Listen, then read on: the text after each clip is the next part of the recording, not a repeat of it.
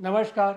2022 के विधानसभा चुनाव में सिराधु विधानसभा सीट से चुनाव हार गए केशव प्रसाद मौर्य उत्तर प्रदेश के मुख्यमंत्री योगी आदित्यनाथ के मंत्रिमंडल में उप मुख्यमंत्री हैं। वह विधानसभा चुनाव 2002, 2007 में हारे, 2012 में जीते, 2014 में लोकसभा चुनाव जीते तो 2016 में उत्तर प्रदेश भाजपा अध्यक्ष बना दिए गए। 2022 में सिराथू विधानसभा से चुनाव लड़े, लेकिन सपा की पल्लवी पटेल से हार गए। फिर भी उत्तर प्रदेश के उप मुख्यमंत्री बना दिए गए। इस तरह केशव प्रसाद 4 बार विधानसभा चुनाव लड़े हैं, केवल 1 बार जीते हैं, 3 बार हारे हैं। 1 बार लोकसभा चुनाव 2014 में जीते हैं। लोग कहने लगे हैं कि वह केशव प्रसाद मौर्य कह रहे हैं संगठन सरकार से बड़ा होता है, संगठन से बड़ा कोई नहीं होता है, संगठन सरकार से बड़ा है, बड़ा था और बड़ा ही रहेगा। उनका संकेत यह है कि केंद्रीय भाजपा संगठन जो चाहेगी वह होगा। वह योगी आदित्यनाथ को मुख्यमंत्री पद से हटा भी सकती है। रही बात योगी आदित्यनाथ की, तो वह 1998, 99, 2004, 2009, 2014 में लोकसभा चुनाव जीते। 2017 में उत्तर प्रदेश के मुख्यमंत्री बनाए गए तो एमएलसी बने। 2022 के विधानसभा चुनाव में जीते। इस तरह योगी 5 बार लोकसभा चुनाव, 1 बार विधानसभा चुनाव लड़कर 1 बार विधान परिषद का चुनाव जीते हैं। वैसे तो कुल 7 बार हो गया। विधान परिषद को निकाल दें तो जनता के बीच सीधे लड़कर 6 बार जीते हैं। जहां तक सत्ता सर्वोच्च नरेंद्र मोदी की बात है तो 2002 में गुजरात का मुख्यमंत्री बनने के बाद वह 1 बार राजकोट पश्चिम से, फिर 2002 में ही मणिनगर विधानसभा से चुनाव लड़े। उसके बाद 2007 व 2012 में भी मणिनगर से ही विधानसभा चुनाव लड़े व जीते। उसके बाद 2014, 2019, 2024 में वाराणसी से लोकसभा चुनाव लड़े, जीते। इस तरह देखा जाए तो मोदी 4 बार विधानसभा चुनाव तथा 3 बार लोकसभा चुनाव जीते हैं। इधर 14 जुलाई को लखनऊ में लोकसभा चुनाव के बाद राज्य में चुनाव परिणाम व सीटें पहले से 30 कम आने के परिप्रेक्ष्य में भाजपा कार्य समिति की बैठक हुई, तो उसमें उत्तर प्रदेश के उप मुख्यमंत्री केशव प्रसाद ने जो कहा उसको वह उनके कई ट्वीट की संगठन सरकार से बड़ा होता है, संगठन से बड़ा कोई नहीं होता है, संगठन सरकार से बड़ा है, बड़ा था और बड़ा ही रहेगा। इसके अलावा भी और कई बातें लेकर तरह तरह की बातें शुरू हो गई, जिस पर बहुत से भाजपा व संघ कार्यकर्ता कहने लगे हैं तो क्या केशव प्रसाद मौर्य बताएंगे कि संगठन बड़ा है या सत्ता सर्वोच्च पद पर बैठा एक व्यक्ति व उसके वर्ग के कुछ की मंडली? यदि यह भी मान लिया कि संगठन बड़ा है तो क्या भाजपा अध्यक्ष जेपी नड्डा की असल में हैसियत प्रधानमंत्री नरेंद्र मोदी से बड़ी है? अब शाब्दिक मतलब की बात करें तो भाजपा संगठन की जननी कौन है, माँ बाप कौन है?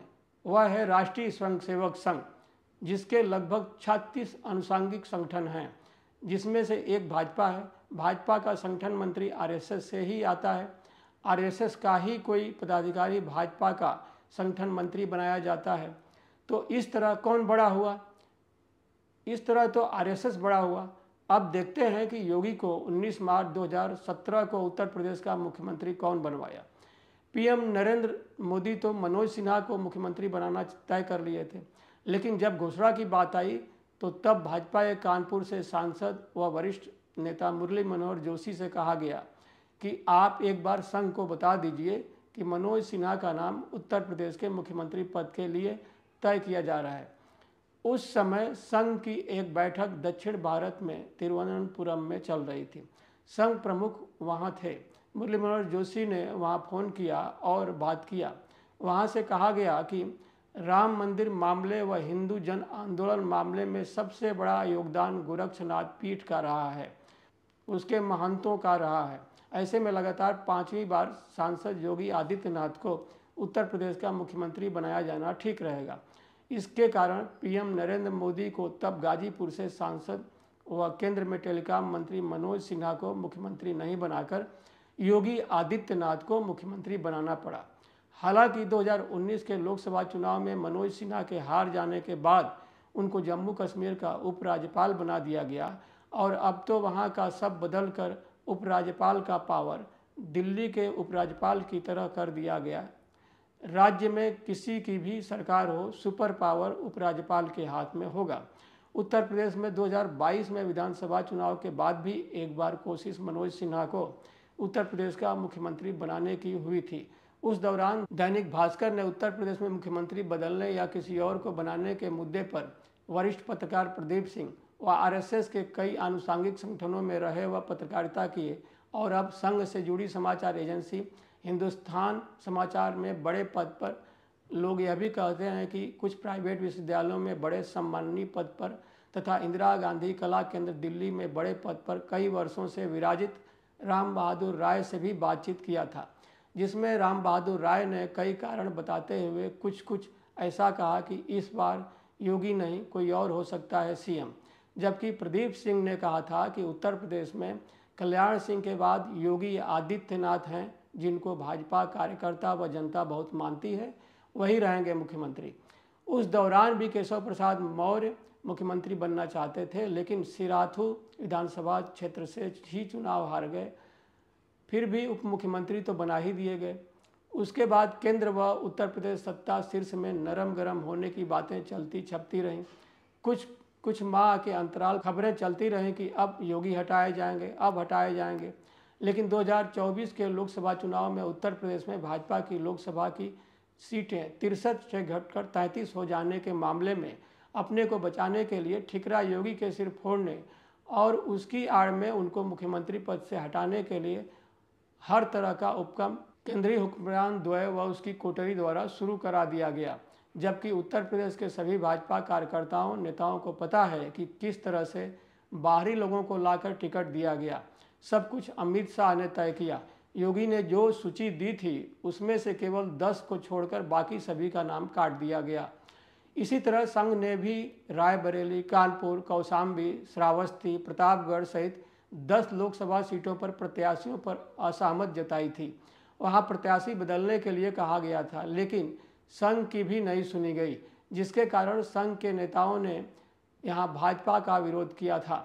चुनाव जब अंतिम 2 चरण रह गया तो दिल्ली में भाजपा अध्यक्ष जेपी नड्डा ने अंग्रेजी अखबार इंडियन एक्सप्रेस से बातचीत में कह दिया कि पहले संघ से सहयोग की ज़रूरत होती थी, अब भाजपा सक्षम हो गई है।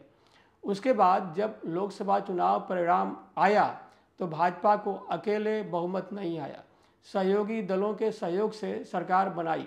उसके बाद नागपुर में संघ के एक कार्यक्रम में संघ प्रमुख मोहन भागवत ने जो कुछ कहा उससे संकेत गया कि 10 साल के सत्ता में केंद्रीय हुक्मरान अपने को सुपर पावर मानने लगा है।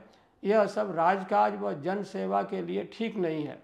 ऐसे में कुछ लोग कहने लगे हैं कि अपने पद व सत्ता के गुरूर में भारत में अपने आगे किसी को कुछ नहीं समझने वाला राजा लगता है संघ व उसके प्रमुख मोहन भागवत द्वारा उत्तर प्रदेश का मुख्यमंत्री बनवाए गए योगी आदित्यनाथ को हटाने या उसका कद पावर कम करने के लिए और संघ व उसके प्रमुख मोहन भागवत को सबक सिखाने की भूमिका बनाने के तहत उत्तर प्रदेश के कुछ मंत्रियों व विधायकों से ऐसे बयान दिलवा रहा है।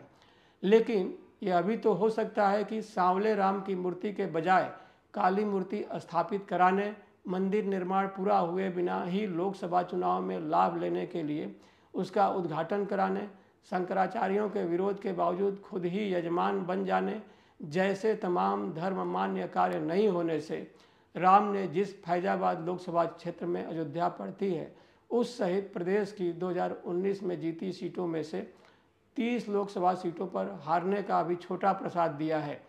योगी को हटाएंगे तो संभव है 2027 के विधानसभा चुनाव में राम अपना और भी बड़ा प्रसाद दे दें। आगे देखिए होता है क्या। इन शब्दों के साथ आप सभी को नमस्कार।